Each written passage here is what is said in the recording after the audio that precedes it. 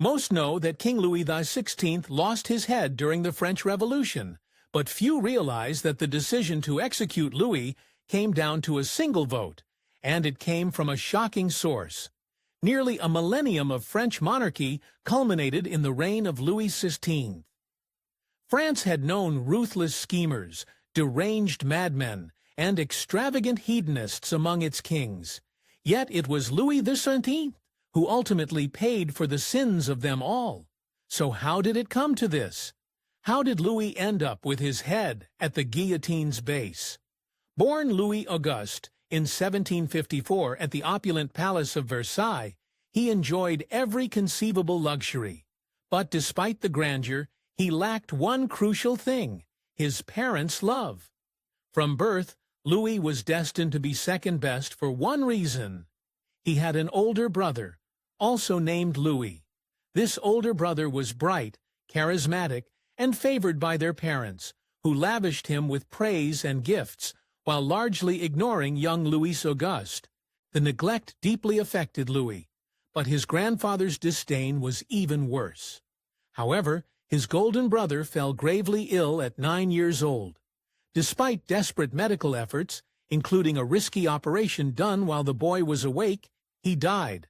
The family was devastated, and Louis now faced the crushing pressure of becoming heir apparent. But tragedy wasn't done. Though the elder brother was gone, Louis still had his grandfather and father ahead of him. Or so it seemed. Yet, just years later, his father, the Dauphin, died at 36 from tuberculosis. Shy Louis Auguste was suddenly next in line for the throne. History remembers Louis XVI as one of France's worst kings, but ironically, he was intelligent. He was a good student, fluent in Italian and English, and learned history, geography, astronomy, and Latin well. His problem wasn't brains, it was crippling shyness and a lack of charisma, worsened by terrible teachers. One teacher told him kings should be timid and overly cautious. Another advised him never to reveal his thoughts. It's obvious such counsel was disastrous. Among the things that doomed Louis was his infamous marriage. At 15, Louis married Marie Antoinette, a 14-year-old Austrian princess, as political alliances dictated. Marie was beautiful and social, but their union was a disaster from the start. France's alliance with Austria had dragged it into the costly and losing 7 Years' War, and Marie Antoinette was hated by the people from the start. Louis was distant toward her, and their wedding night was awkward and unsuccessful. The couple never consummated their marriage on their wedding night, or for years after, creating a significant problem. In 1774, Louis became king at 19, inheriting a kingdom in crisis, riddled with debt and growing discontent with monarchy. Despite his intelligence, Louis felt unqualified and made several poor political decisions. To win public favor, he reinstated the Parlement, which were courts that could challenge his authority, saying, "It may be politically unwise, but I want to be loved." It was both unwise and ineffective. Another disaster was Louis deregulating the grain market, causing bread prices to soar. After a poor harvest, famine and riots erupted in the Flour War, which took months to quell, all in his first year as king. His political failures compounded with personal troubles, particularly the ongoing rumors about his marriage and childlessness. Though the couple leaked a story that they consummated in 1773, their marriage bed remained cold. Louis was publicly distant with Marie Antoinette, feeding gossip and pamphlets questioning his manhood. The truth was complicated. Louis suffered from phimosis, a condition that made intercourse painful, and reportedly underwent circumcision as an adult, though modern historians doubt this due to the risks involved. The truth is, Louis needed help. In 1777, Marie Antoinette's brother, Joseph II, Holy Roman Emperor, secretly came to Versailles to investigate rumors about their childlessness. Joseph was hands-on and wanted to ensure the marriage's success to secure the France-Austria alliance. The emperor interviewed Louis and Marie, finding them complete fumblers in the bedroom. Louis admitted to Joseph that he introduces the member, but remained still for a few minutes before leaving. No wonder they had no children.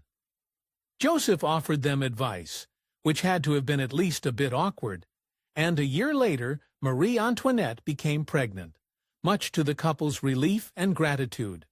But even after the birth of their first child, rumors persisted that the Queen had an affair and the King wasn't the father. Louis and Marie Antoinette went on to have 4 children and adopted 6 more, but rumors continued to swirl. In 1785, Marie Antoinette gave birth to their second son shortly after the arrival of the Swedish Count Axel von Fersen, with whom she was rumored to have had an affair. The timing only fueled gossip, further undermining Louis's standing. By then, Louis had become a laughingstock in political liability. When he wasn't dealing with his distant wife, Louis XVI still had a country to run. Since his weak-willed and indecisive reign began, things had only worsened. France was on the brink of financial ruin. Louis planned reforms to fix the crisis, but no one would listen. Louis XVI wasn't inspiring. Parlement rejected every reform he proposed. Frustrated, Louis tried to assert his divine right and push through reforms anyway. He exiled magistrates, jailed lawmakers, and dissolved Parlement to rule without them. While kings had done such things before, Louis lacked the backbone most monarchs showed. Though he believed his reforms would help, he repeatedly caved to public pressure and revoked them. Nothing changed. France's economy worsened, and Louis's time was running out. Everyone saw Louis couldn't handle the job. Calls grew louder for a drastic solution. He needed to invoke the Estates General, France's Congress, which hadn't met in over a century. Desperate, Louis relented and called the Estates General for the first time since 1614. It was a Hail Mary, but unknowingly, Louis sealed his fate. Louis was terrible at politics. If he had his way, he'd spend all his time tinkering in his workshop. He was a bit of a nerd, obsessed with locks and woodworking. He took up carpentry, making furniture, and even tried to use these skills to bond with his wife. Using his carpentry, Louis allegedly made Marie Antoinette a spinning wheel, knowing she loved dresses. A cute gift, but Marie Antoinette thanked him, then promptly gave it away. Louis and Marie still weren't close, but worse tragedy loomed. In 1789, Louis faced every parent's nightmare. His son, Louis Joseph, a frail child with frequent fevers and a curved spine, grew weaker with time. At 7, the fevers returned, and he died. The loss devastated Louis and Marie, but France hardly mourned. The nation had bigger problems. Louis had agreed to call the Estates General, but until now it held little power. That changed days after the Dauphin's death, when the Third Estate took the tennis court oath. They renamed themselves the National Assembly and vowed not to disband until creating a constitution. Borrowing from the American Revolution, they aimed to wrest power from the king. The French Revolution had begun, and Louis was in serious danger. Louis, never forceful, faced this crisis at a terrible time. Public hatred for him, and especially Marie Antoinette, peaked. The royal couple mourning their son couldn't confront the uprising. By the time Louis regrouped, it was too late. They were doomed. Louis might have still believed he held power after the tennis court oath, but not after October 1789.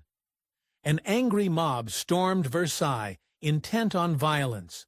For centuries, the monarchy hid behind the palace's grandeur, but the people had enough. The crowd hated Louis, but despised Marie Antoinette more.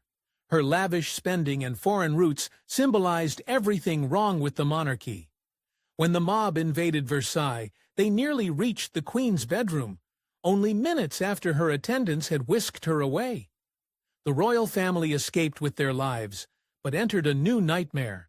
Lafayette, head of the Garde Nationale that had stormed the Bastille months earlier, defused the chaos at Versailles and saved Louis and his family. However, the people dragged them to the Tuileries Palace in Paris. Easier to control Louis there than at Versailles. Louis had no choice but to accept this humiliating relocation. Thus began the last chapter of his life as a prisoner to his own people. Louis's best hope was a constitutional monarchy, losing most powers but keeping the crown. But France was too divided. The Third Estate wanted to abolish monarchy, while Louis's brothers plotted counter-coups to regain control. These counter-moves only strengthened revolutionary resolve that monarchy must end. Meanwhile, Louis and his family remained prisoners in the Gilles de Tuileries. Louis knew he had to act to save them, but as always he failed spectacularly. With no real power in the palace, Louis planned a daring escape with the help of Axel von Fersen, possibly Marie's lover. They would flee to Austria, regroup, and retake France. The plan was sound but fell apart quickly. Louis did manage to sneak his family out of the Tuileries disguised as servants. They hoped to reach Austria within days and end this nightmare within a year, but things did not go as planned. Before fleeing, Louis left a 16-page manifesto rejecting the constitutional system and asserting his royal authority. But any man who must say, "I am the king," while running away, is no true king. Had the escape succeeded, Louis would return triumphant to enforce those declarations. Instead, the manifesto became a 16-page death sentence. It circulated through Paris as proof of his treason. Louis's indecision and poor planning doomed the escape. After leaving the palace, the family made it only to a small village near Austria's border, probably feeling hopeful. But there was one major flaw. Being King of France meant being recognizable. His face was on everyone's money. A local man allegedly recognized Louis, alerted authorities, and less than a day later, guards seized the family and hauled them back to Paris. Louis's escape attempt worsened everything. Anyone still sympathetic now viewed him as a traitor, joining the enemy by fleeing to Austria. Louis had believed the revolution was a Parisian fad, and that rural France adored him. The village betrayal shattered that illusion. He realized how isolated he truly was and faced the harsh consequences. Instead of safety and a triumphant return, Louis was locked up tighter than ever. The revolution, once simmering, erupted into flames. His failed flight destroyed what little hope remained for reconciliation. The final blow to Louis XVI's reign came just months after his failed escape attempt. Holy Roman Emperor Leopold II and Frederick William II of Prussia issued a joint declaration condemning the French Revolution. They declared that the safety and well-being of Louis and his family were paramount to all European monarchs, threatening vague but dire consequences should anything happen to them. This made sense from their perspective. No monarchy wanted the revolution to spread. However, they vastly underestimated the determination of the French revolutionaries. The National Assembly viewed Leopold and Frederick William's declaration as an open threat and responded with hostility. With Louis's reluctant support, they declared war on Austria. The French army, poorly organized and ill-prepared, failed miserably in its invasion attempts. Yet the real turning point came after the Austrians counterattacked, invading French territory that summer. After capturing key border fortresses, the Austrian leader, the Duke of Brunswick, issued the Brunswick Manifesto, which openly confirmed what the revolutionaries feared. Austria aimed to restore Louis to full power and threatened force against anyone opposing them. Brunswick's threat was bold, especially as the revolutionaries still held Louis captive. The Brunswick Manifesto galvanized the French people. Louis could no longer claim to support a constitution when a foreign army invaded French soil with the explicit goal of reinstating absolute monarchy. A furious mob stormed the Tuileries Palace, forcing Louis and his family to, ironically, seek shelter with the Legislative Assembly.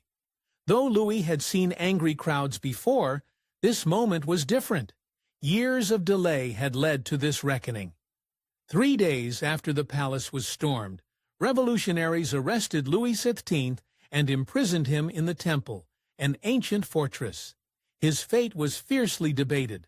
1 month later, the National Assembly abolished the monarchy, declaring France a republic and stripping Louis of his titles. No longer King Louis XVI, he was now Citizen Louis Capet, though he would not retain even that name for long. After months of imprisonment, Louis was dragged out to face trial. A silent crowd watched their former king shackled. He was provided legal counsel, but behind closed doors, Louis confessed to his advisers that he had given up hope. He told them to try their best, but he knew the court would find him guilty and sentence him to death. His only concern was to be remembered as a good king who tried his best. For once, Louis was right. His fate was sealed. Though a failure as king, when the sentence came down, Louis met his end with dignity. On January 21, 1793, Citizen Louis Capet was guillotined at the Place de la Révolution. Approaching the scaffold with calm resignation, he gave a brief final speech. From the start of his reign, Louis had desired nothing more than the love of his people. Even at the end, he pardoned those who had voted against him, declared his innocence, and prayed that his blood would not fall back on France. Before he could say more, a general cut him off with a drum roll. Louis, not willingly beneath the guillotine's blade, and with a swift stroke, his head was severed. The French monarchy was dead, but for his family, the horror was just beginning. Louis XVI's legacy was not yet extinguished. His son, now titled Louis XIII by royalists, represented a flicker of hope for monarchist restoration. The revolutionaries had other plans. They seized the boy from Marie Antoinette, attempting to brainwash him into a young revolutionary, aiming to destroy the monarchy once and for all by turning its rightful heir against it. Marie spent her final days in the Temple, desperately trying to see her son, but was often denied. When she finally reunited with him, the words he spoke were devastating, a product of his radicalized captors. Nearly a year after Louis XVI's execution, Marie Antoinette faced her own trial. Though accused of various crimes, the most shocking charge came last. Her own son accused her of incest. Though absurd, the tribunal, which already despised her, accepted the claim. Nothing could save her now. Within days, the tribunal found Marie Antoinette guilty. She and her council had expected this, but they did not expect the death sentence. She had hoped for life imprisonment, clinging to the faint possibility of eventual freedom. Instead, the sentence was death. Around noon on October 16, 1793, Marie Antoinette followed her husband to the guillotine. Unlike Louis, she made no speech proclaiming innocence. Her final words were a polite apology for stepping on the executioner's foot. With her death, only Louis XVI remained as the last hope for the monarchy, but his fate was far worse. He died in March 1795, likely of tuberculosis, after years of brutal captivity. The autopsies revealed scars from abuse all over his body. With his death, the final heir of Louis XVI was gone, and the royal legacy was extinguished. Louis XVI was not a bad man, but he was a terrible king, burdened by the failings of his predecessors who ruled by divine right and mistreated their people. At his trial, 693 of 721 deputies voted Louis guilty of treason. But the real challenge was deciding his punishment. The vote for execution passed by a single vote, one cast by a shocking figure, his own cousin, the former Duke of Orléans. Once one of France's richest men and a symbol of the old regime, the Duke had tried to save himself by renouncing his name and adopting the revolutionary moniker Philippe Égalité. In a final betrayal, he voted for Louis's death, the deciding vote. Philippe Égalité's treachery, however, did not save him. Months later, he too was executed by guillotine. Despite his name change and betrayal, the people could not forgive him for his origins in the aristocracy. His death was swift justice for both revolutionaries and royalists, and no sympathy was spared. And thus ended the tragic saga of Louis XVI and his family, betrayed, defeated, and destroyed by a revolution they neither fully understood nor could control. Thanks for watching History Exposé. If you love uncovering the best stories in history, hit like and subscribe to keep exploring with us. Don't forget to visit our main page, Factor Nate, for more incredible facts about everything.